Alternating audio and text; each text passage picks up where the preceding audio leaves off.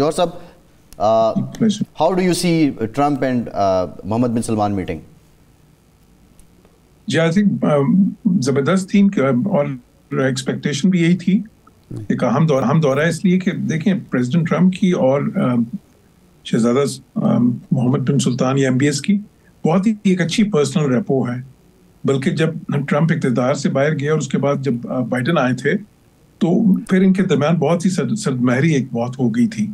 और America Saudi ताल्लुकात भी उससे खासे मुतासिर हुए थे। तो जब ट्रम्प वापस आए हैं फिर उन्होंने सऊदी अरब का दौरा किया, बहुत ही गर्मजोशी थी उस दौरे में भी। अभी भी ज़ाहिर आपने देखा कि किस तरह उन्होंने रेड कार्पेट रोल ऑन किया, लंच भी था एक जो है ना ओवल ऑफिस में, उसके बाद एक डिनर रखा गया जिसमें पूरे अमेरिका के जो है ना हूस हो ऑलमोस्ट उधर थे, सारे बिजनेस टाइकून्स और बहुत ही अहम लोग। तो जाहिर है कि प्रेसिडेंट ट्रम्प जो है एक तो उनका पर्सनल रेपो बहुत ज़्यादा अच्छा है और उसके साथ ही ये समझते हैं कि सऊदी अरब से अमेरिका को बहुत ही ज़्यादा जो है ना इन्वेस्टमेंट कॉर्पोरेशन की टर्म्स में फ़ायदा हो सकता है। अब जिसने $600 बिलियन का अनाउंस किया था MBS ने वहाँ पे उस वक्त जब ट्रम्प आए थे, उसको बढ़ा के $1 ट्रिलियन कर दिया कि वो इन्वेस्टमेंट्स करेंगे वहाँ पे। फिर ज़ाहिर असले की ख़रीदारी, और सऊदी अरब जो है दुनिया में सबसे बड़ा ख़रीदार है अमेरिकन असले का बहुत सालों से। उसके अलावा फिर ये देखें कि अभी जो मशरिक़ वस्ता की सूरत हाल है, अगर गज़ा की बात करें तो उसमें भी सऊदी का बहुत अहम रोल है।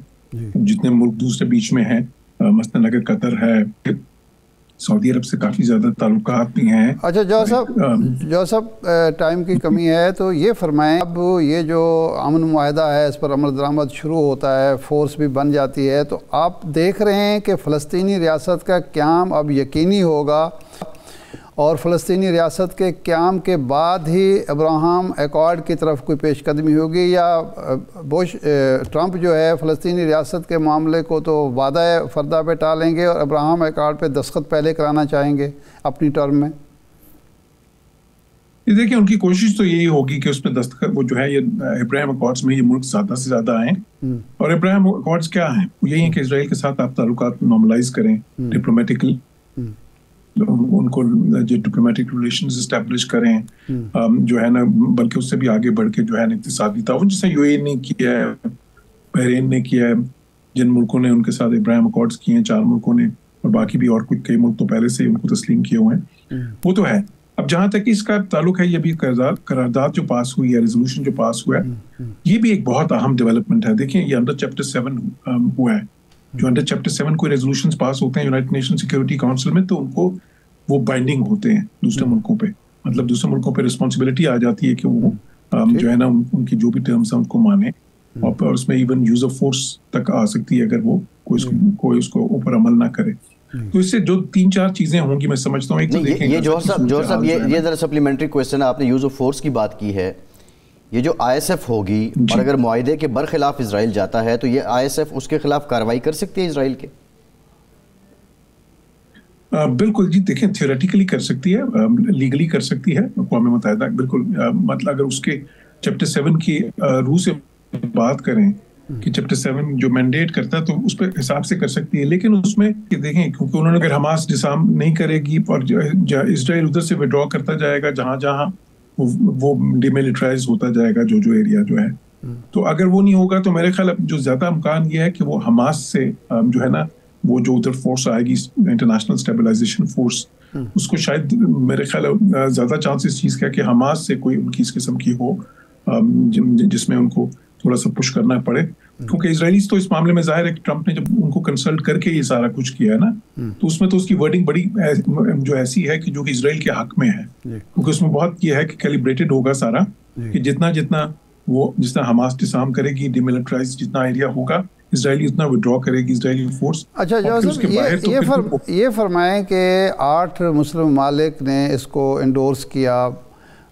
उसके बावजूद हमास क्यों नहीं मान रही और चीन और रूस ने उसकी क्यों मुखालफत की या उसमें हिस्सा नहीं लिया वोटिंग में? बिल्कुल जी, उन्होंने बिल्कुल एब्सटेन किया दोनों ने। उसमें एक तो ये कि रूस ने तो रशिया ने अपना एक रेजोल्यूशन पेश किया था, वो नेगोशिएशंस में वो ड्राफ्ट लेके आए थे। अच्छा, वो ड्राफ्ट ये था कि जो उससे पहले के सारे हैं United nation security council resolutions जो हैं पैलेस्टाइन पे, वो उनकी लाइन में था لیکن اس کو پھر اتنی زیادہ سپورٹ نہیں ملی, تو پھر وہ جو ہے یہ امریکن تھا, انہوں نے ریکوائرڈ سپورٹ لے لی. اب دیکھیں چائنا اور رشیا کو کہ امریکہ کے ساتھ آپ کو پتہ ہے ایک پرابلمس ہیں اس ایشو میں, شروع سے ہی وہ جو ہے نا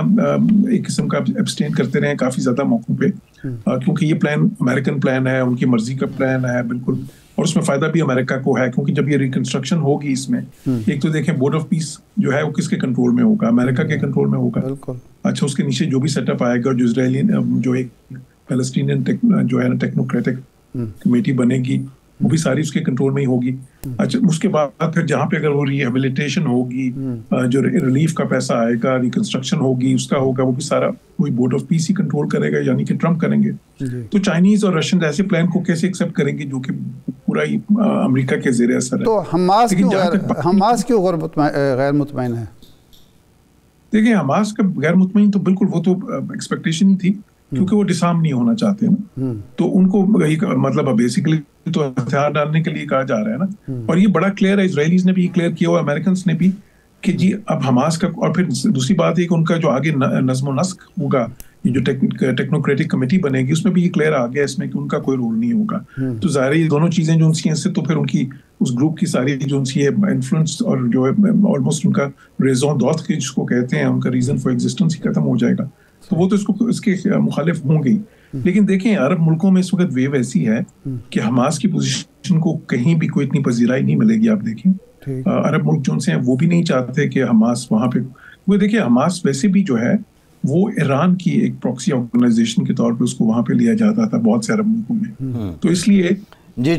وہ کوئی اتنی زیادہ سپورٹ نہیں ہے حماس کی. جوہر صاحب ٹائم ختم ہو گیا. جوہر سلیم صاحب ٹائم کا سابق سیکرٹری خارجہ ہمارے ساتھ موجود تھے, بہت شکریہ آپ کے وقت کا.